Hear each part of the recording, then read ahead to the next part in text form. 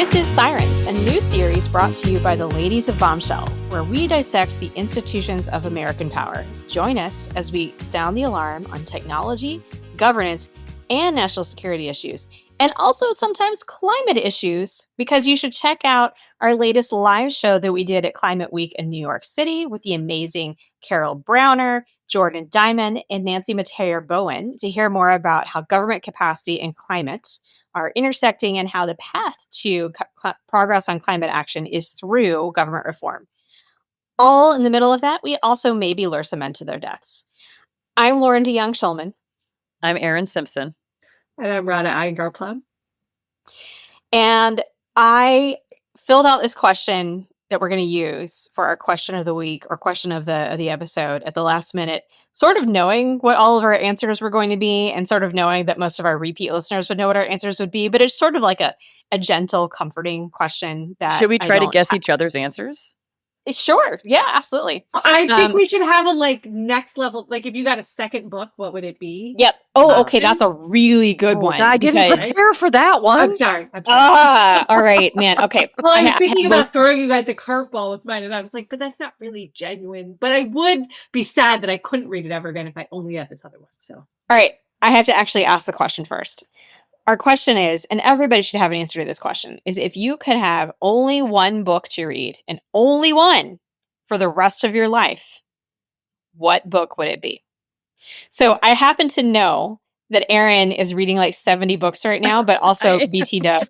She also restarted Wolf Hall again for I don't know how the 30 millionth time. Maybe even the third time this year. Like it just becomes this like weird comfort book. But it's actually not the one. It would be my second. It's not the one that I would pick for all time. Okay, I would pick Tinker Tailor Soldier Spy for all time. Oh my God. Really? Okay, because I was gonna guess Cryptonomicon. Oh, that's a good one. It's also really long. So there's like you could dine off of it. I have often wanted to create my own like machete cuts where I could like just read the Bobby Shafto chapters and not have to read any of the new stuff. Oh, that's very smart. Okay, well, it's one of it's two of those three. That's all I've got for you, ladies. Okay, Rada, is your number one something by Jane Austen? It is, and I really went around which one it would be, but I think just oldie but a goodie, stick with Pride and Prejudice, though I'll note that Sense and Sensibility and Persuasion were in the running. But I will say that my second is Wuthering Heights. Oh. Which is wholly, I know, I contain multitudes. What do you think about this? What do you think about this new adaptation that's coming out? With Margot Robbie and some other guy? Yeah. No, I really don't think of Catherine as blonde at all. Like, no matter what it says in the book, she is not blonde. Yeah. I mean, here's the thing about Wuthering Heights that I think is really important. It shows you how much the language of like there is the physicality of it and the language of it. And there's so much of the language of abuse and management and control and love there is. And there is like no more amazing book that tells you that set against these, the marshes and the scenery. And so anyway, I have a great love for Wuthering Heights. I went through a deep Wuthering Heights phase where I would carry it around with me in London and just read random pages from it in between things. So I know I love the type. So Lauren, my question is whether Wolf Hall is one of yours. Yeah. So it is right now number one. My problem is I am worried that I have read it so many times that I'm going to hit a point where there's nothing new in it for me. I don't think it's possible. Yeah, I agree. I don't think so. I hope you're right, because every time I reread it, I always find something that is like some weird little factor. And actually I watched The Mirror and the Light recently. And that just brought this completely new angle to thinking through Mirror and the Light for me and thinking about the absolute despair that Thomas Cromwell was going through at that point in time. If people who have heard this podcast before and have paid attention to me on Twitter know that I consider Thomas Cromwell to be like a close personal friend, which is probably fucking creepy. Let's just be real. It's an odd parasocial relationship to opt into, I will say. It is. My second book it really depends on the time of years. Because I've read Discovery of Witches, which is trash, like a whole lot of times. And like I could keep reading it. The other book that I really enjoy that I come back to a lot is called Winds of War by Herman Welk. Set in World War II. It's one of those like these characters are somehow at Pearl Harbor and Moscow and Berlin and Washington and everywhere all around the world, which is just kind of, it's historical, but it's also kind of fun. I thought you might go with a Tamora Pierce, but I do enjoy those, but I've hit a point now where like I almost have them completely memorized. So you don't need to have the book. You can just like play it from your head. This is what I was playing with these Jane Austen books, which is like, how much could I just like regurgitate in my own brain and I never need the book again? Yeah.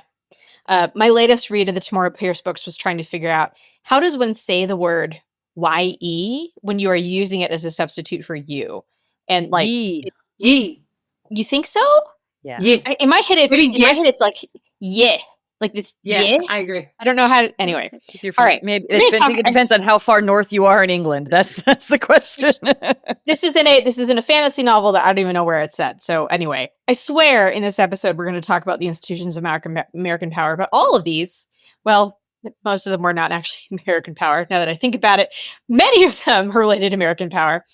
For It's a Drill, I just want to note that it is a struggle to focus on the topics we want to talk about, which are the cocktail party focus, the gossip that's going around town. The things that did not make it this week are, it is currently September 29th. By the time you hear this episode, we'll know whether or not the government is shut down and all the things associated with the possible reductions in force. Last week, there was a domestic terror executive order in which I think many of us looked at it and thought, where do I fit into this? Or do a toe tie? Question mark, exclamation point. And is there still a First Amendment? Indeed. And last but not least, but fortunately we've covered this before, the president has is now ostensibly sending National Guard troops to Portland against the desires of the governor of Oregon. We covered a lot of this in our episode around J-Rock gerrymandering in Guardsmen with Lindsay Kahn. Had an amazing discussion there, so a lot of that substance already there, but clearly there's some nuance. But still with that, we've got plenty to discuss, which is this wonderful upcoming, I think will happen by the time you hear this episode, meeting of the Secretary of Defense, the President of the United States, and general officers. And with that, I'll turn to Erin. So I don't think it was probably cocktail party chatter, but it was definitely group chat fodder for the last week or so, which was this, first leaked revelation and then subsequent public announcement that Secretary Hegseth is calling hundreds of general and flag officers to Quantico for a meeting. It was not immediately clear what the topic of that meeting was. I'll be honest, it's going to happen tomorrow, and it's still not clear what the topic of the meeting is. But there was like lots of scurrilous gossip associated with it, including things like was there an arrangement for billeting? Like, are they all just going to share rooms at the finest Holiday Inn in Stafford? Like, how many general officers will be sleeping along Route 610 tomorrow night? Like, it's like a lot. Related to that is security concerns. You're going to put a whole bunch of 3- and 4-star officers all in one place, publicly announced beforehand. That's a choice. The New York Times reported, I think today, that the attendees will be driven to Quantico in buses that will depart from separate locations. I'm just imagining, there's a Marine Corps mantra that if you put 3 officers of the same rank in a room together, they all turn into Lance Corporals. And so if you put these Marine generals together in Quantico, it's going to be a situation. So do you think, how many of them, what's the name of the obstacle course? The Yellow Brick Road. Are they all going to go do that together? Yeah.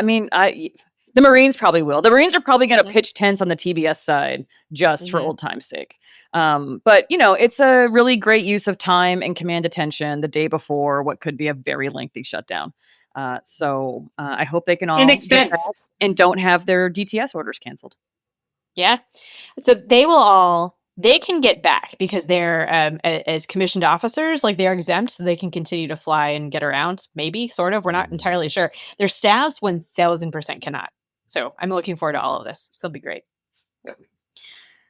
I want to share something wildly different than that, which is, as of also by the time you hear this, the United States Social Security Administration will have switched fully from any possibility of paper checks to his beneficiaries to all digital.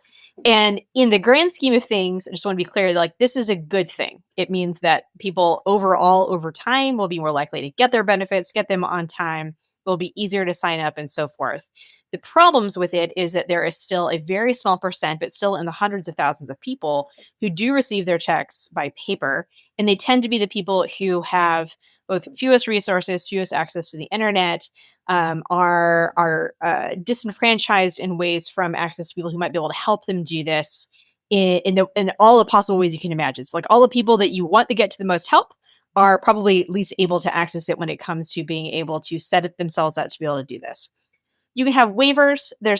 Like Social Security Administration has been trying to set up opportunities for people to be able to make this transition, but this is a real test of their ability to, like, basically their best first big customer experience test in the whole digitization the Social Security Administration.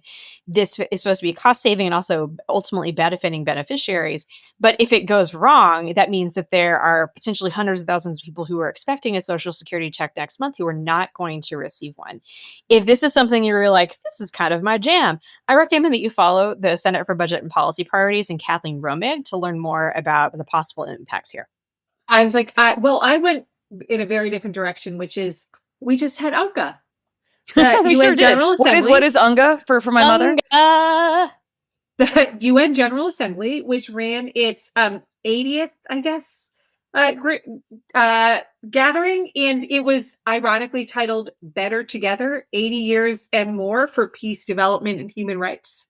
So yeah, that happened, and it was notable. Like lots of actual big things happened. Like a bunch of other nations recognized Palestinian statehood. Bringing the total number of 157 out of 193 UN member states. Trump had I'll call it wide-ranging speech in which his teleprompter didn't work. And he had many words, and I'll direct you to other podcasts that may cover that. Netanyahu spoke, and like dozens of delegates walked out in protest.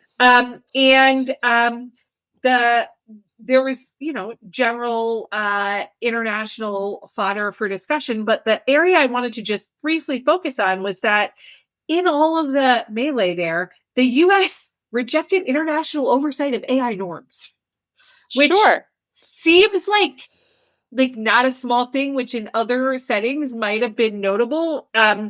And it couldn't have been more unequivocal. Michael Kratsios, who's from OCP in this administration, said, "We totally reject all efforts by international bodies to assert centralized control of global governance of AI." So, it was definitely not in the shared norms and statements. And there was a focus on independence and sovereignty rather than, quote, bureaucratic management. This is in the context of about a year ago, there was a real push for a signing of a sort of generalized set of norms and values on AI that had everyone, including the US and China, really discussing and supporting what AI norms might be. So is there a risk that if we categorically decline to participate, that somebody else will lead that effort? I mean, yes. And by risk, I mean absolute certainty. And so anyway, it's a turn of events that I felt like, in the broader set of UN conversations might have been missed, but is actually pretty meaningful and I was paying attention to. This is actually one of those areas where prior listeners of Bombshell will remember that China has put a tremendous amount of investment into basic bureaucratics around international norm setting and things like that. So they'll send folks to conferences and summits and UN bodies in order to generate exactly what Radha just said, precisely to their advantage at exactly the time where the United States was like, I don't think we really need to do that for the last 15 or so years. So smart strategy all around, guys. With that, we have two dumpster fires to dig into as usual. Dumpster fires being like things that, kind of what it sounds like. Dumpster fires that are not only like a big deal at this moment, but also are potentially damaging, shaping have major impacts on the role of American institutions and the role of America in the world. First one we're going to talk about is a recent announcement by the Trump administration around H-1B visas. So if you are in an industry that relies quite a bit on H-1Bs, this is probably a very deep and familiar issue to you. If you're not, then this may be slightly more mysterious. So we'll start with some background. The program was established in the early 90s, 1990, I think, as part of the Immigration Act. It was meant to allow U.S. employers to hire foreign workers, not forever, but for a short term, in specialized occupations that require at least a bachelor's degree. And it caps that and hasn't actually grown a whole lot since like the 2000s. It caps it at 65,000 visas annually, plus around 20K or so additional for those with advanced degrees. That was, again, set with the cap. Congress has set those caps, and they haven't really changed much since the early 2000s, even though there's been a huge amount of lobbying, huge amount of lobbying to increase that and make it an easier process. It's been controversial basically since that whole period of time for a lot of reasons you would expect.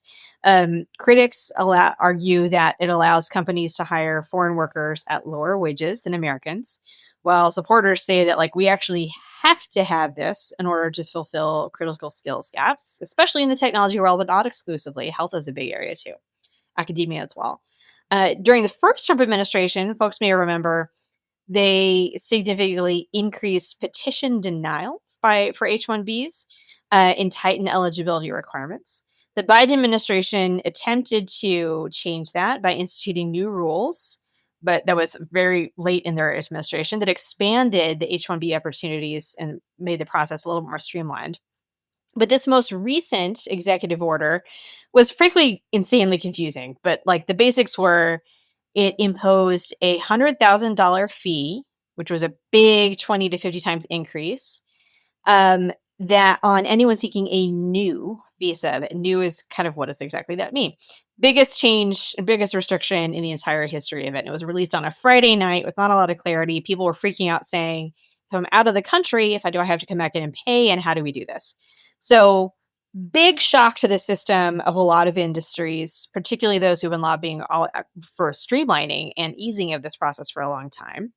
And particularly for those who say this is absolutely vital to areas in the economy like technology and otherwise that say that this is we are not able to compete in the absence of this. So first question is, where did this come from? This kind of came out of nowhere. I mean, we kind of knew the Trump administration had an interest here, but why were they even looking at this program? And does it fit in their overall immigration case? Because it kind of seems a little counter to me. So it's certainly something I will start with that says that really splits the Trump administration sort of core supporters, because on the tech side, there are a lot of companies that are very pro this. We'll get into that. On the anti-immigration side, there are folks that feel like this, as you noted, Lauren, kind of brings in workers at lower wages. I think that the hook in general is that the unemployment data for computer science and engineering for American workers is higher than you might think given the booming market, though I don't want to get too into the weeds on unemployment, but that's temporary versus long-term unemployment and how we define unemployment. So there's a whole separate podcast there. But the bottom line is this, I think, fits in this broader effort of saying, one, can we prioritize American workers for these jobs? So let's create frictions for foreign workers. And two, the notion of streamlining in the Trump administration is a very transactional pay to play. So if you want to streamline, if you want a faster process, there is a price for that. And we're going to generate revenue. And that revenue is going to be, you're going to pay us to get these H-1B visas. And rather than relying on lottery or needs, they're really relying on the monetary capacity of the companies to do that. Well, and I think there's also a piece, we talked about it just briefly last time with the raids on the Korean company factories in Southeast United States, in Georgia, I think it was, which is, it may not fit, right? Maybe it fits with a very narrow version of kind of the immigration friction that Rada talks about, but it doesn't fit with the broader economic policies that are about bringing jobs to the United States and bringing investment to the United States. And one way that you do that, not the only way, but one way you do that, especially if you are TSMC and you're making semiconductors, or you're LG or Hyundai and you're doing like novel manufacturing processes, as you bring workers with you, to sponsor some of that. So I think that's, it's again, it's not like it's particularly like well suited in an interagency process. But Rada is right that it is consistent with a broader, like, extractive, almost like it's a rent sinking policy of, we're going to generate revenue in this weird extractive sort of way. So building on your point, Aaron, that it's not really clear that this had a whole lot of scrutiny or made a ton of sense from an interagency perspective in the Trump administration, which of course, that doesn't necessarily stand out. It was rolled out by executive order, which, because we live in a unitary executive now, that's just what we do. Which frankly created a lot of initial confusion about what it applied in renewals or new applications, or if there are exceptions to this or waivers. But just starting on this process side, how are these types of changes usually done, if there is a usually? Well, let me start. But before I answer the process question, I just want to say, on a human side, processes, like, there's a lot of complaints about how the government is like bureaucratic and there are all these processes and they have these rules. But the reason is for exactly what we're going to talk about here, which is there are real humans who are affected by this. People who went home to care for sick relatives and weren't sure if they would be able to come back. People who had long planned and probably long saved up for vacations to return to see their families and weren't sure whether they could leave and come back. Like, there is a human toll to government policy. And so the reason we have these sometimes seemingly onerous processes is to create more predictability in the rulemaking situation. So typically, and again, I use that with all the caveats given where we are in this world, is that the immigration visa programs have a structured, deliberative process that roughly goes into one or two buckets. One bucket is like major changes. So visa caps, fee structures, things like that would be legislatively required. And in fairness, that has really stalled out because this program has a lot of advocates, but also a lot of critics. And so we haven't seen a lot of legislative changes in progress of it.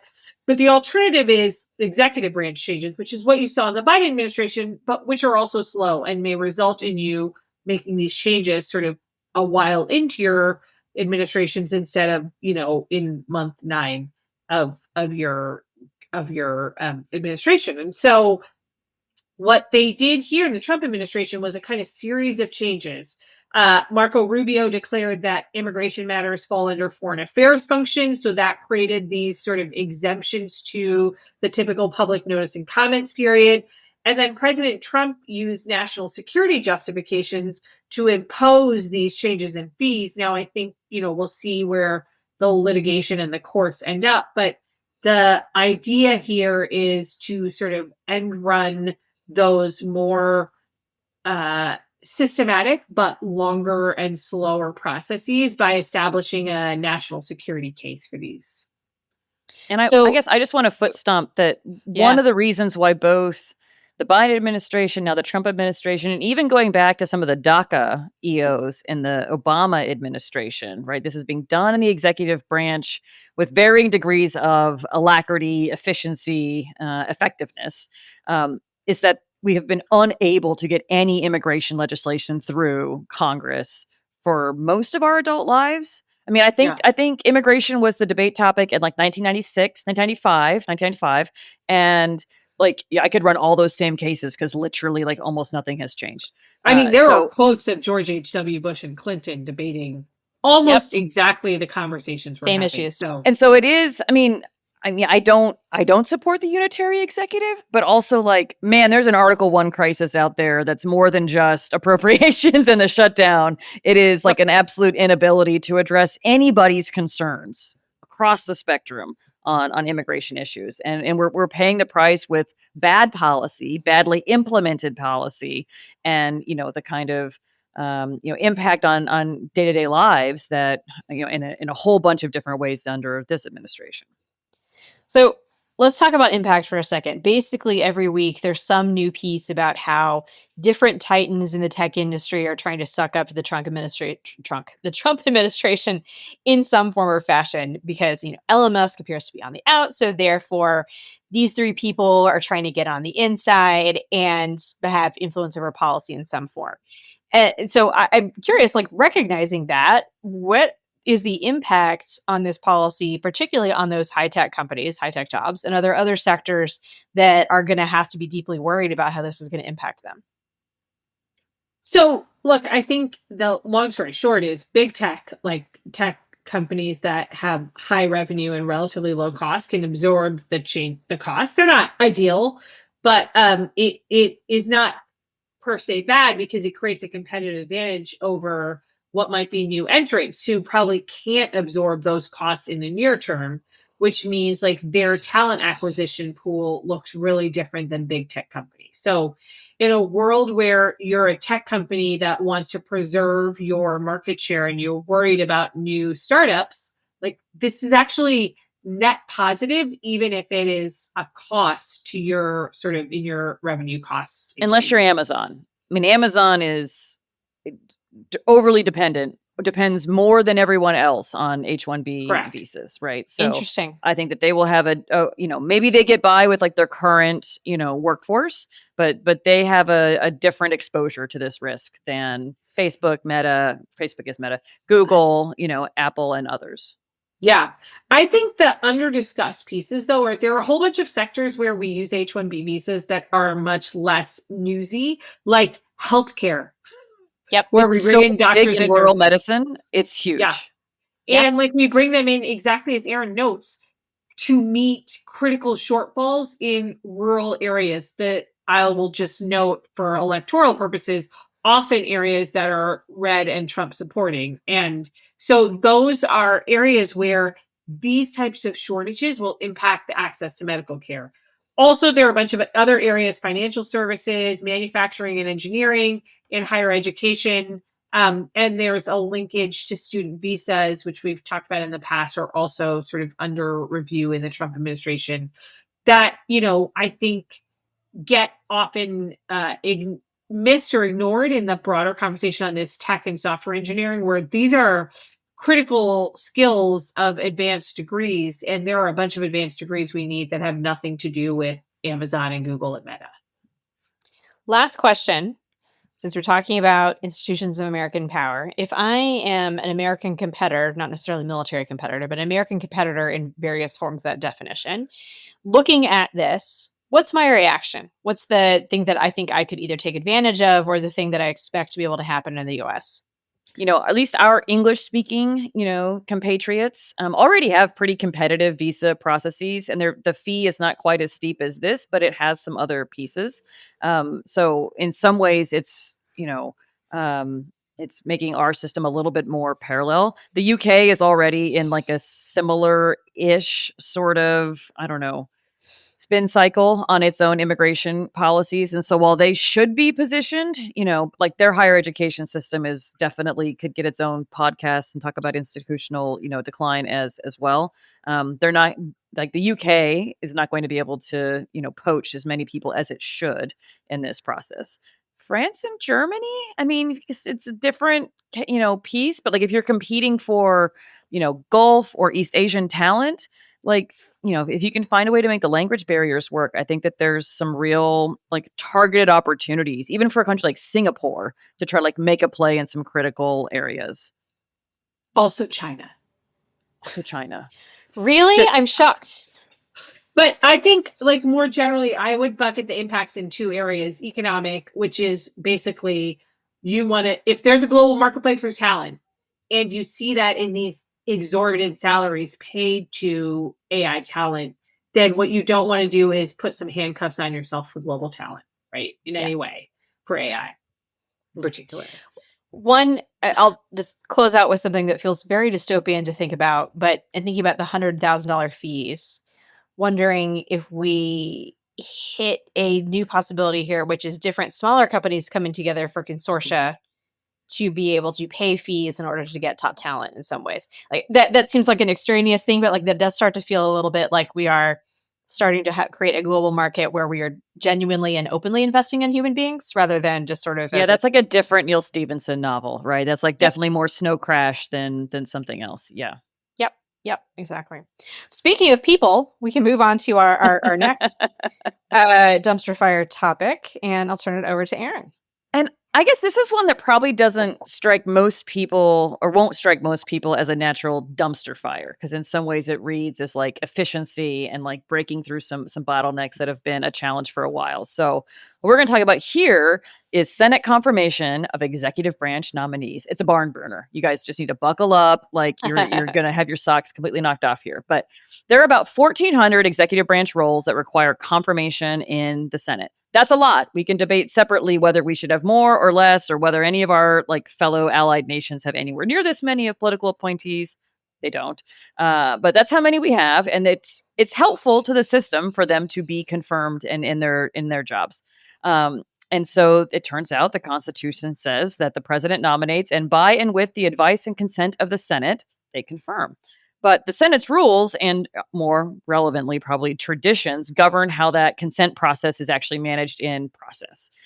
So on the floor, nominations can be delayed, an extended debate, or obstruction. There can be these holds. Anybody can place a hold for any reason. And the Senate can only get over that by a vote of cloture. Which is not a word we use in any other part of American life. And that just means you need 60 votes, this like random Senate supramajority, to end debate. So the flip side of that is that a minority can block a set of nominees even if the majority supports it. There have been some variations to this kind of over time. Real like Capitol Hill nerds will have followed some debates around this on judicial nominees and filibuster thresholds and blah, blah, blah. But recently, as in last week, something very different happened. Lauren, can you tell us about that, and if there's like a new process now in place for nominees? Yeah. So this has been like kind of a very, very slow moving train for a period of time where people have like I would say various Congresses have gotten frustrated for a number of reasons about this whole cloture filibuster threshold. So it effectively now the process that it has gone through is like, do we actually have to have 60 votes? Do we have to have 60 votes for all of them? Can we just exempt Supreme Court nominees? Can we actually include Supreme Court nominees? Like, actually, everybody's getting frustrated. Can we just like vote everybody through in a group? The thing that the Senate is battling against is that anytime you have to go through a cloture vote for a nominee, you're eating floor time. It's a piece of time where you can't actually do successive pieces of business, or you have to do successive pieces of business and you can't do this multiple nominees at a time. So that if you've got, for example, 1,400 nominees to get through, and you have to go through this multi-day period of debate and then voting for all of them, it is impossible to get through the full batch. So that is a genuine frustration that the Senate has. The new process that they have come up with more recently by using a nuclear option in order to make a rules change is to allow a batch vote of nominees all at one time without any upward cap on how many nominees at a time. We have done things like this in the past in more, I would say, collegial times. And also it has happened more often by voice vote by the UC votes, where you're ostensibly raising... That's unanimous consent. Yes. But with this new process, it allows certain, really most, executive branch nominees, not cabinet level or judicial, to be considered in batches in the tens or 40s or hundreds at a time. And cloture on them would only require a simple majority, which Republicans have, which effectively means that unless a single Republican or is sick or has a concern, that they can pass through all nominees kind of whenever they want. So let's zoom back just a little. One is to note that they did this last week and they approved, they did it twice, I think, actually, and they had over 100 nominees in the first batch, maybe just shy of that in the second. Quite a few DOD nominees, like folks who actually needed to be in seats. I will say, having been on the receiving end, like on the waiting end of like we have a gap and like now we've got to like find a bunch of like PTDOs or actings or whatever. It's really annoying to not have people in those seats. And one of the things that I didn't tell me about it. we will let you tell us about it in a minute, Rada. But one of the things that I didn't realize until I was in the Pentagon is kind of how unwilling the actings are to do anything major. Like they will like execute the statutory duties of that office, but they're not going to make big bets. They're not going to make like difficult moves. They're not going to address personnel issues that might be occurring within this, the career staff. And so things just can grind to a halt. And Rada, you have some experience with this, both in terms of managing nominee slates and trying to get things through, but also you, amongst the three of us, were yourself a successfully confirmed Senate, nominee. Do you have thoughts about this process that you would like to share with the group? I have so many thoughts, but let me preface this with the caveat that I indeed was nominated and then later confirmed, but faced a lengthy hold process, entirely unrelated to myself, but related to sort of ancillary concerns that resulted in holds. And I got to see, interestingly, a Senate, that had Democratic control with a Democratic president that didn't exercise these types of options, and also an administration that was seeking to really change the makeup of what the Senate confirmed officials look like. And so I have a real mixed reaction to this.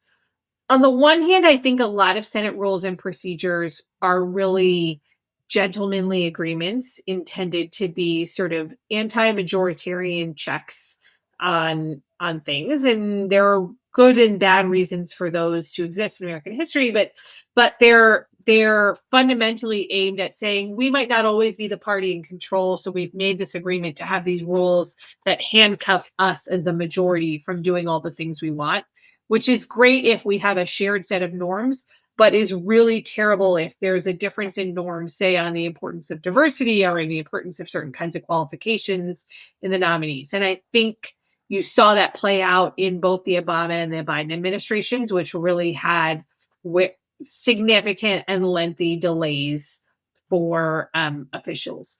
But I also think,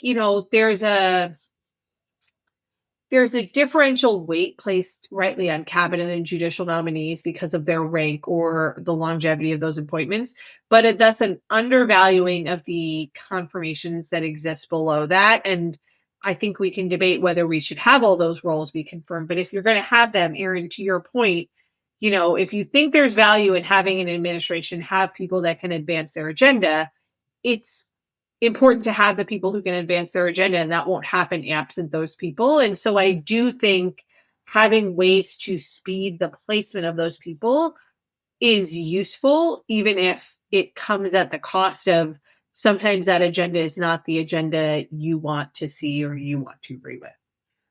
Maybe to ask a kind of pointed version of this question, do we think that this is something that would be pursued with a Democratic administration or a democratically controlled Senate?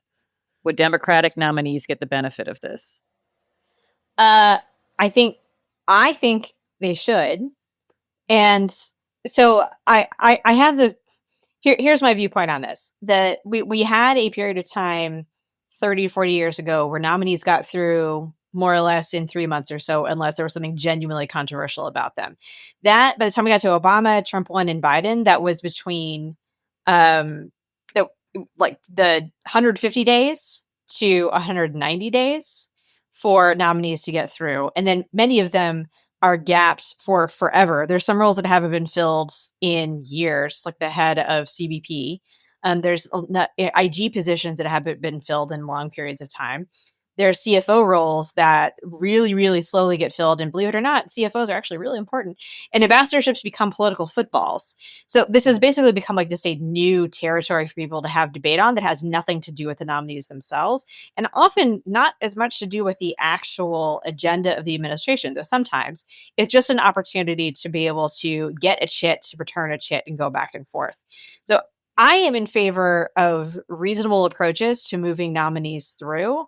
I think the problem with the approach that they're taking is that it assumes that the committee process actually did its job.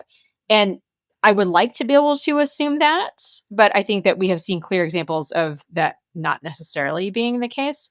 It would be good for the full Senate to be able to consider major senior level nominees below cabinet level, but are still very senior officials, like the head of the FBI, the head of the IRS. But at the same time, I've now hit a point of watching the substitute teacher effect through multiple administrations and realize this is serving absolutely no one. Isn't serving the people who are opposing the administration's policies. It's not serving the people who are supporting it. It is basically just wasting time at taxpayers' expense. Yeah, and I agree with everything Lauren said. I will add 3 quick points. One is I don't think you would see this against in a Democratic group, not because Democrats won't benefit from it, but because we have Democrats have had a historic adherence to a set of rules and norms that don't necessarily benefit them, but they feel that normalcy is a gentlemanly agreement that they agree to. And I'm not a gentleman and I didn't agree to it. And it's unclear to me why that continues. Point 1. Point 2 is I think the actual approach is fine. I don't have a philosophical objection to it, but I don't think it solves the underlying issue of disparate treatment, which is if you can decide on which nominees go in the batch, and there are controversial air quotes nominees and less controversial air quotes nominees, nothing stops you from making a batch of controversial nominees and non-controversial nominees and moving the non-controversial ones. And that's a my great point. guess is that the controversial ones look and sound a certain way compared to the non-controversial ones. And that's certainly borne out by all the evidence ever on the timelines for nomination process. Yeah. And the third piece I'll just note is it impacts who you can get to sign up for things. So I'm talking about my own experience, in which it sucked and I would highly not recommend, but also, in talking to people and trying to convince them into these relatively senior Senate confirmed roles, a lot of people don't want to take it because of this unpredictability, not because of the hardship of doing it, but because they have jobs and they need to figure out how to manage their jobs and their livelihoods into transition. And so you now make this public service and these senior positions ones that have to be entirely unlinked from the practicalities of having a job. I'm not talking about salary levels, which are capped, I will note, for Senate confirmed officials, but I'm talking about just the certainty of having a job and how you manage your past job and current job. And I think that impacts who you can get. And there are a lot of awesome and super qualified people who can't take that risk based on their personal circumstances. That's also not something I think we want for the government. The last thing I'll add on to Rada's excellent points there, which I really wish that former and future heads of presidential personnel would listen to, because it's a sentiment that I've heard of many, many times from many former nominees, is there's no champions for getting people confirmed in an administration, in an agency, or on the Hill. It is all the best possible version is it's used as a political football for people to trade favors back and forth.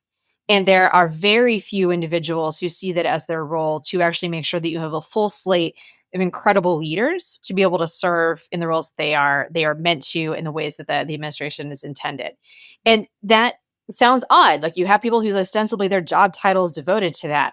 But after nomination, there's not actually a champion. After you go through committee hearings, there's not a real champion. There's people who help you with tactics, but there's not a lot of people who help you actually get through. And it is often left to individuals and their external champions in order to make that happen.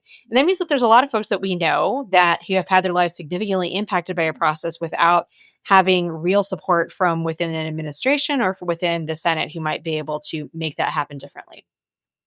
I think it's an excellent discussion of what I told everyone would be a barn burning issue. So thank you, ladies.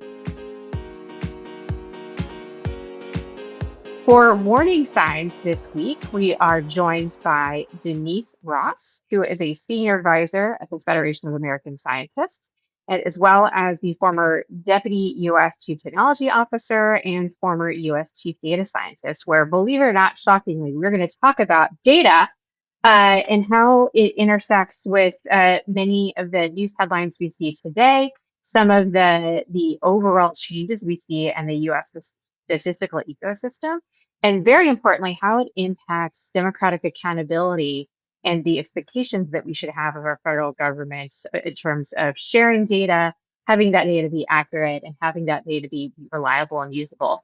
But Denise, I'm so excited to have you on because frankly, I borrow from your work regularly when I'm on the show. We have on Sirens talked about different specific instances of changes, the BLS commissioner firing, some of the other changes we've seen in terms of the change to the evidence ecosystem in government. But I wanted to be able to use this conversation to step back on what is really happening here at heart, why it matters, and what maybe should we be looking to in terms of next steps. So I'll first start with a big sort of question that has a really long answer. I know that you've been studying in terms of what the Trump administration is doing with the federal data ecosystem. What kinds of data are they focused on right now? And do they appear to have a strategy in terms of changing access to it? So we'll start with that and we'll get into why that matters. Thanks, Lauren. It's great to be here. As we've been watching what's happening since January in the federal data ecosystem, the patterns fall into three buckets, which I'll just quickly outline. The first is the changes to data sets related to gender and DEI and climate topics that are not aligned with administration priorities. We've seen hundreds of data sets have those elements removed. For example, OPM has a data set called FedScope that gives the demographics and other characteristics of the federal workforce.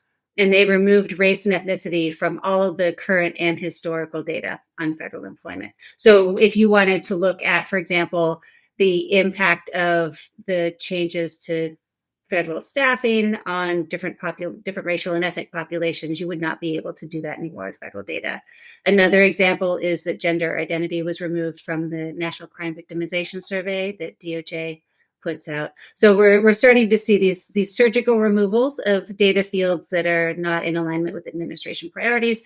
And we're not seeing, in some cases, documentation about the changes that are being made. So it is not using the best of statistical practices the way that they're going about it. The second bucket is a little less obvious, but probably having a deeper and longer term impact. And that is just the collateral damage of the changes in federal staffing, the contractors that have been fired, the termination of federal advisory committees. Another thing that's happening that's really impacting the ability to collect and publish data is the extra red tape that's been added into the federal government. So, for example, if the Commerce Secretary needs to personally approve all contracts over $100,000, that's going to make it really hard to collect data and make sure it's secure and publish it. One example, I think, of the type of collateral damage that we're seeing is a data set. It's a collection of data out of Homeland Security called the HIFE data on critical infrastructure. Mm-hmm. And it's like a digital go bag for emergency managers around the country. And what was beautiful about it is it was like 300 data sets all in one place. So you could just grab and go, and it gave information from across federal agencies about the location of people who might be vulnerable. So where are schools, childcare centers, nursing homes, et cetera. And then where are the hazards, where are toxic chemical facilities and GOFOs and whatnot, the animal feeding sites that have a lot of waste associated with them. So that collection went away, and that appears to be a collateral damage type of issue. The third bucket is one that we're more recently seeing, and that is the termination of, or the sort of attacks on data that reflect poorly on administration policies and how well they're performing. Just going back to this summer, in June, Social Security Administration removed the performance data, including how long people have to stay on the line when they call the National Call Center. The timing of that was soon after the Social Security Administration lost about 5,000 jobs, and also as they were implementing new anti-fraud measures. So you would think that more people would be calling right around the time that we lost visibility on performance there. Another example that you mentioned already is in early August, when the jobs report reflected poorly on administration economic policies, and the president fired the BLS commissioner and claimed that the numbers were rigged. And then just last week, USDA announced that they are canceling the current population survey food security supplement That's a collaboration between USDA and the Census Bureau. And it's the only data collection that gives us the details that we need on whether Americans have dependable access to enough safe and healthy food. The timing of this collection is interesting because it's taking place right as new policies go into effect that will kick millions of Americans off SNAP, otherwise known as food stamps. As I hear you going through this, one, it's an impressive slash terrifying breadth of changes that are being made to the data ecosystem. But I'm also just frankly mad because my reaction to this is my data, our data. This is the country's data. And I'm curious, based on that, like, first of all, is there any precedence to these sorts of actions being taken by any administration? Because it is doing a lot, as you say, to demonstrate what their impact of policies are. And with that, are there any controls? Is there any sort of mechanisms that have been established in the past to prevent these sorts of changes from happening? And are they in process, and maybe we'll get lucky and hear more about them, or are they not as strong as we would want them to be? On your first question about whether there's a precedence, certainly not for the wholesale degradation of the federal data apparatus, but each administration certainly has policy priorities that manifest in the data that agencies are collecting. And so, for example, in the Biden administration, from day one, it was really clear that President Biden's priority was delivering better outcomes for all Americans. And the equity agenda became an important part of the data work that we were doing. And how that manifested was pushing forward changes, for example, to Statistical Policy Directive 15 to better collect data on race and ethnicity. That was purely a process of statistical methodology.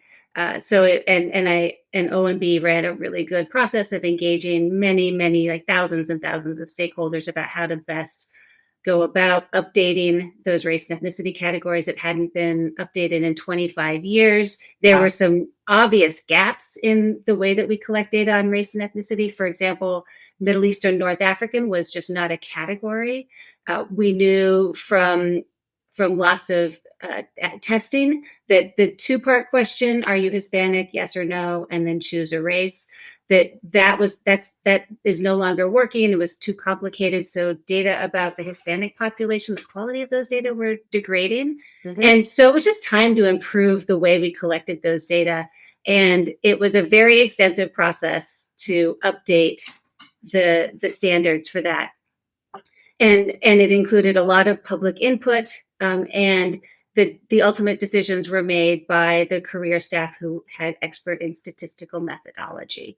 That's the way things normally work. Like when you're making a change to a data collection, there's lots and lots of opportunity for public engagement. The scientific community is engaged. We have scientific advisory committees that are engaged in helping to advise on how a collection might change, especially given changes in the way society is working. For example, surveys have been experiencing declining response rates for a couple of decades now, and that's going to require some new methods. So federal data and statistics are always evolving, but the norm and to a large degree, the law requires that the public be engaged and that there be a scientific process behind the changes.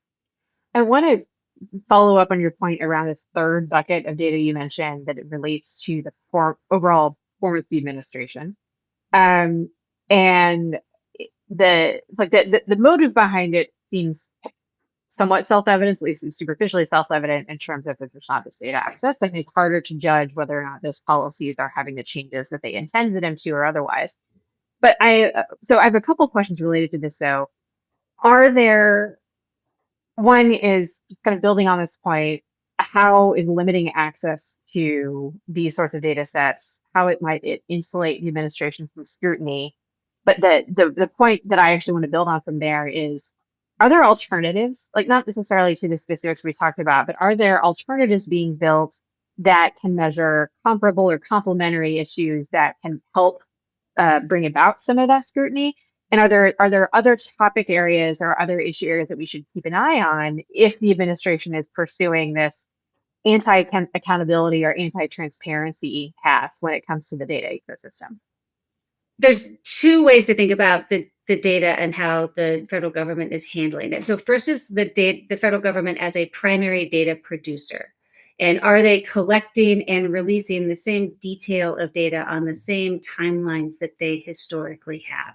Mm-hmm. That's one thing. And then there's the derivative products that might come from those data. And that's the reports or the interactive tools that can interpret the data and make it more useful for the American public to incorporate into their decision making. And so certainly if the federal government's not producing those primary data that like only the federal government can really, is positioned to produce, that is extremely problematic. Mm-hmm.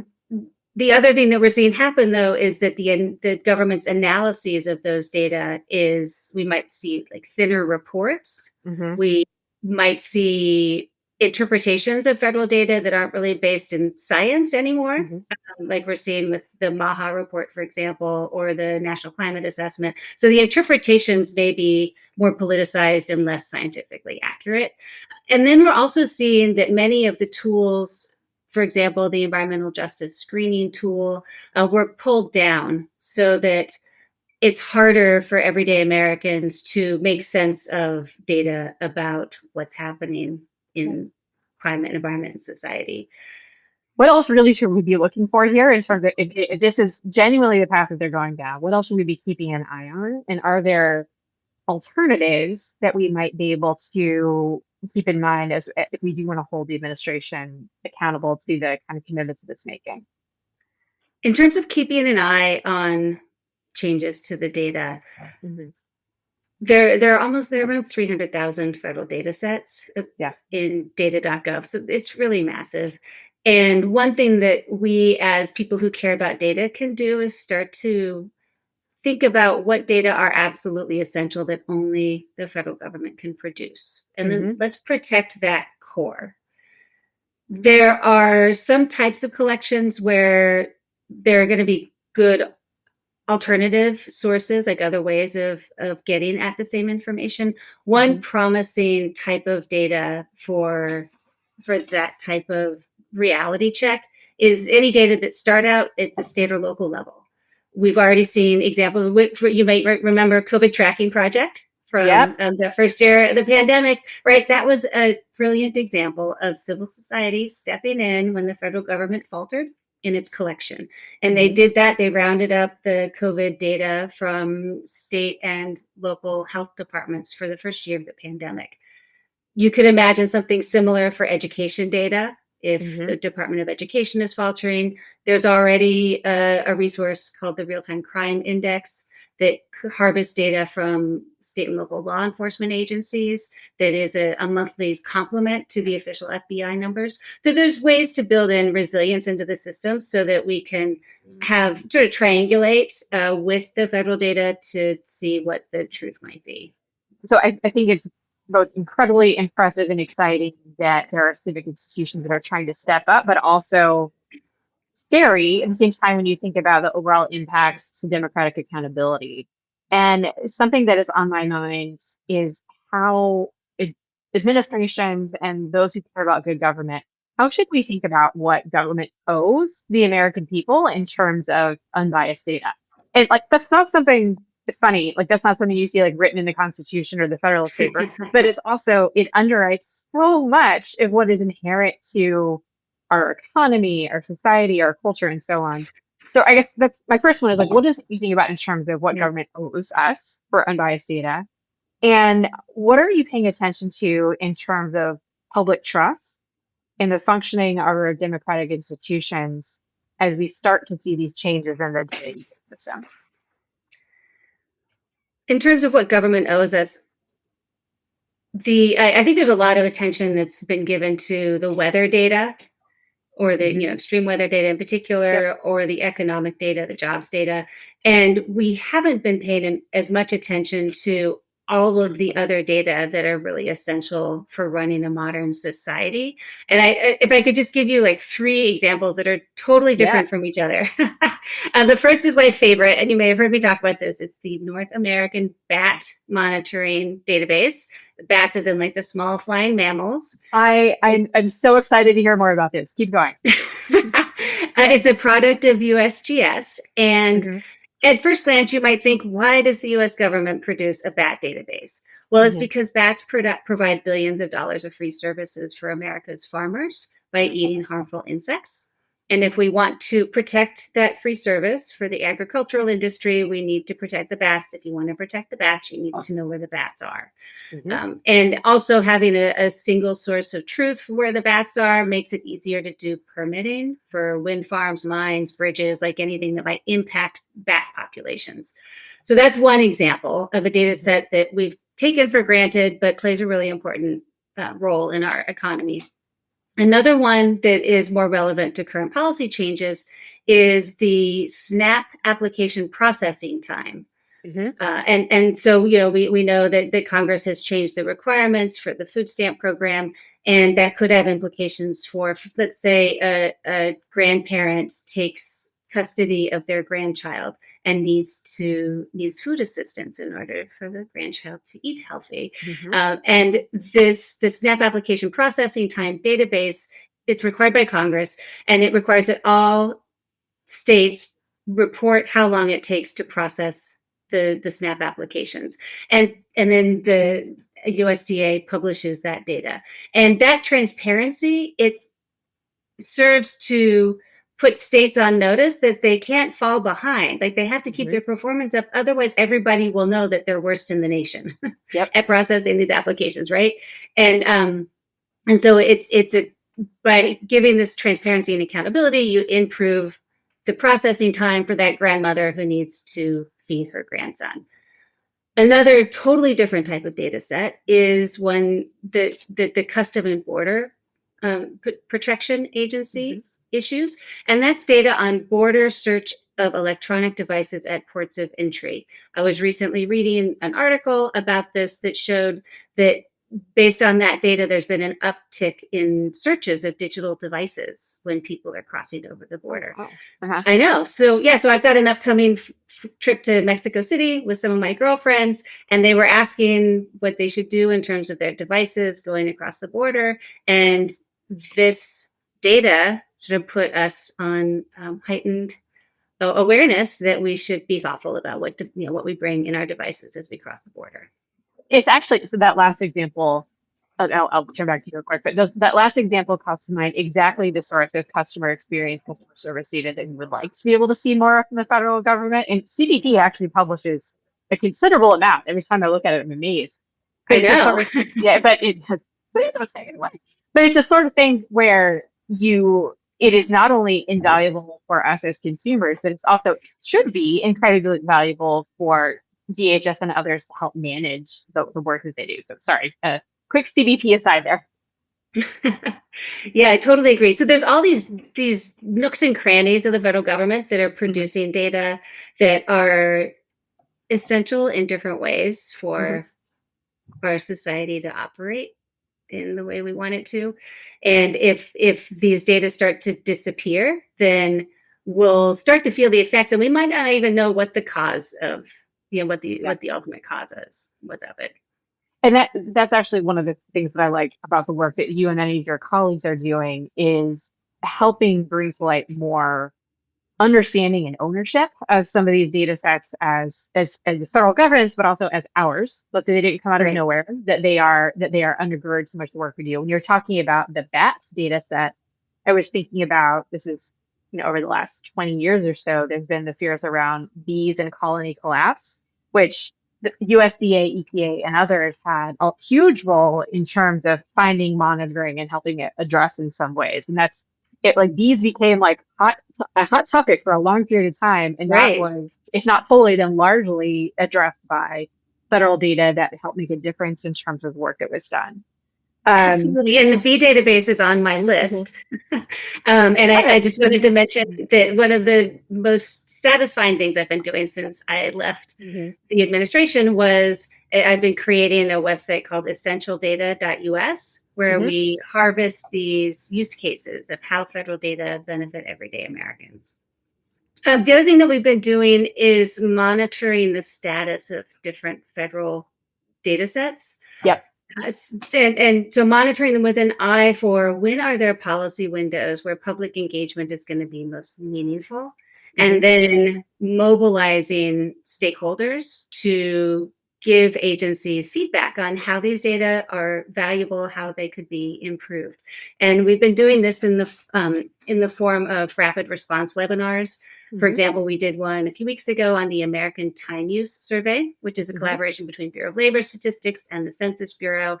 And it gives us a glimpse into a lot of things about American life, but in particular, how much unpaid labor people do with caring for children or elders, for example. And it's just a really important insight into how our economy works. And the American Time Use Survey was up for renewal through the every 3 years. Data sets have to be reapproved through something called an information collection request because of the Paperwork Reduction Act. So there was this opportunity for public engagement. We hosted this webinar on one humble data set. 100 people showed up, and the Bureau of Labor Statistics got 81 public comments on that Federal Register notice. The last time they published a Federal Register notice on the American Time Use Survey, they got 1 comment. So it works when there's windows for engagement and civil society can sort of help boost the signal. That's a great way for us to show our career data friends in the federal government the value of the data that they've been producing. As a last question, I'm going to build on this and look a little bit into the future. What you just said brings to mind something that is frankly frustrating to me, that when I was in the federal government as a career and then later political official, getting attention to the work that federal workers did was hard, frankly. Like it was often, to the degree that it did get attention, it was not usually put in the context of federal workers do this, or in your case, federal data is driving this outcome. Now that some of it is at risk, it is getting really valuable attention, championship, resources, defense, and so on. So one of the things on my mind as we look into the future is fingers crossed, there'll be a point in time where we're able to recalibrate, reset some of the federal data ecosystem and re-strengthen it in some ways. But we'll have had this period where the work that you're talking about, where people are engaging and championing it has been happening, where we've had external factor groups stand up. You've had external organizations take on the ownership of some of the data collections. So there's going to be a transition period at some point where we want to think about what does right look like as we think about that next era. What's on your minds as you think about what that transition should look like? What should we weigh as we go into hopefully a better future data period at some point? One silver lining of all of this is that people are not taking federal data for granted anymore. Yeah. One truism is that it would not make sense for us to rebuild what we had in January of 2025. Every time I talk to somebody about a federal data set that they depend on, they always are worried about it going away, and also keenly aware of the fact that it wasn't really meeting our needs. Yep. As it was. And so it's a good time for us to be having conversations about what is the role of federal government in producing data? Like, what are the data that only the federal government can produce? And what's the best way to structure federal agencies, the statistical system, plus the other ways that we collect data, so that we're able to meet whatever comes our way as a nation? And those conversations are starting to happen, and they'll need to ramp up over the next few years, but it'll require a bit of an essentialist perspective, right? And let's get to the core and let's think about what is the role of federal government and how can we make sure our data are delivering for the American people?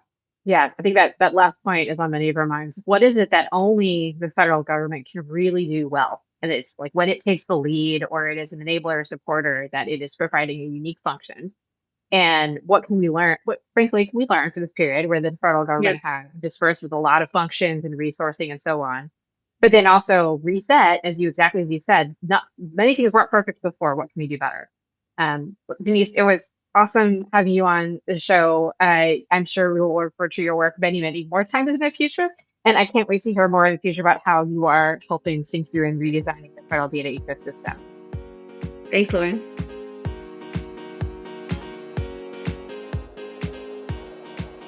Our Gong Show, we actually have a Gong Show where all three of us can ostensibly participate in a pop culture conversation. I will note that pop culture conversation is a recently passed away very, very senior man. So like that, I think there's something we should take. Attractive senior man. Very attractive senior man. Robert Redford. So we decided on this as our theme here, and I'm not even sure who to tune this to. Who decided that we wanted to do this? Aaron? I think I suggested it because I had kind of gotten deep on a few of the movies, and I don't think most people would think about Robert Redford as being somebody who did like national security relevant movies. Like it's not like the defining part of his like or anything. But but there's definitely several in there. 3 Days of the Condor, The Candidate, both classics of sort of 70s disillusionment. I have to say that I am partial to Butch Cassidy and the Sundance Kid, not for the movie itself, but because it generates possibly my most favorite line from The West Wing, which is CJ Craig yelling at, I think, Josh and Sam, saying, "You guys are like Butch Cassidy and Sundance arguing about jumping into the waterfall. It's the fall that's going to kill you," which is a line that you can really get a lot of use out of in my line of work. But in terms of like favorite movie or like just, the perfect Robert Redford movie, my answer is Sneakers, which if you haven't ever seen it or you haven't seen it in a long time, you would be shocked, like both how well it holds up and how relevant it is, like to like immediate questions that we're talking about. It comes out in 1992. It has this most incredible cast: Sidney Poitier, Ben Kingsley, Dan Aykroyd. What? David Stratham, River Phoenix, like not in his last role, but like in his perfectly distilled, young self. And Mary McDonnell, who you may know from such thing as Battlestar Galactica or like Major Crimes. Also, it has Ned Ryerson from Groundhog Day, which those two get to exchange, some really terrible things, for breakfast, should I call you or nudge you? My voice is my passport. Verify me. But it's just also incredibly clever as a spy, sort of cat and mouse sort of thing. It's got a real Who Watches the Watchers vibe. And there was a very good piece last week after Redford passed that talked about Sneakers in a way that kind of presages this schism in like Bay Area politics, like Silicon Valley politics, and that you have these two characters who grow up to be Ben Kingsley and Robert Redford. One is they're 60s radicals, and one and kind of like phone freaks, like early phone freakers. And so one gets arrested and one doesn't, and one kind of goes underground and goes to Canada and comes back and is sort of trying to live like a low key sort of life. And the other becomes this kind of like predatory arch capitalist surveillance king. And it's like, well, I think we could probably see a few of those strains playing out today. So watch Sneakers if you haven't. It is divine. My version of this Robert Redford is The Way We Were. Shocking. Which it took me a minute to remember the title of. But for those who haven't seen it, you should see it. And it's Robert Redford and Barbra Streisand. And they are like the original power couple. And he's like super waspy and uptight, and she's very free-flowing, and they move from the East Coast to the West Coast to try to deal with screenwriting and similar. I'm not a huge movie quote person, I will note, because I'm not a huge movie person. And I sometimes will use this quote with my husband, which is, "You think you're easy compared to what the 100 years were," which is like, I feel like the best quote to describe someone who feels like they're like go with the flow, but really they're like super uptight and have 1,000 different things that are anyway. But I think, that movie, in terms of its both description of two people growing up who really love each other, but also are trying to eke their way out of this career experience, and the difficulty of being a complicated woman with a seemingly less complicated man, for readers who might enjoy that type of conversation, are both excellent and highly recommend. Lauren. Oh, wow. Okay. So I want to point everyone to a article by Sally Jenkins, I think, who is now with The Atlantic. I didn't know she was at The Atlantic until I saw this. That is called Robert Redford Knew That Winning Corrupts. And her point in the piece is that it's really easy to look at his career and the roles that he is in, and like The Great Gatsby and The Natural, and like so many other things where he's playing an outdoorsman or just like a beautiful person or a leader, and assume that like, oh, it's just he plays characters who have it all in some ways. And her point is that he plays characters that understand the corruption and the risk and the deception of hollow victory, and know that it's worth fighting for the harder victories, which leads me to my really, really important favorite Robert Redford film, which is the deepest, most emotional, and most dramatic of all time, which is Spy Game, which is actually none of those things. Operation Dinner Good. Spy Game is wonderful because if you did not know, it has Robert Redford and Brad Pitt. Like, what and could the be entire better? time you're just how did this come to be in this end of Vietnam, end of Cold War, like they go to Lebanon for a while, they're in China for a little bit. Spy Game, where Robert Redford works at the CIA and Brad Pitt is basically sort of a contractor, covert operator that works for him, and the various dramas that they go through. And the whole thing is wonderful, but not least of which is because of Robert Redford's commute from, I believe, Georgetown over to Langley in his ridiculously gorgeous car, of which you get to see the whole thing he's driving around down George Washington Parkway. And it's just a great movie. Like, there's nothing super deep about it except for the fact that they're gorgeous, and it's also just great. So yeah, it's like zero verisimilitude, but highly entertaining. Yes. I when I was in high school, going back to the books we would reread forever, my favorite book from when I was in high school was Great Gatsby. I still reread it every year, but somewhat begrudgingly.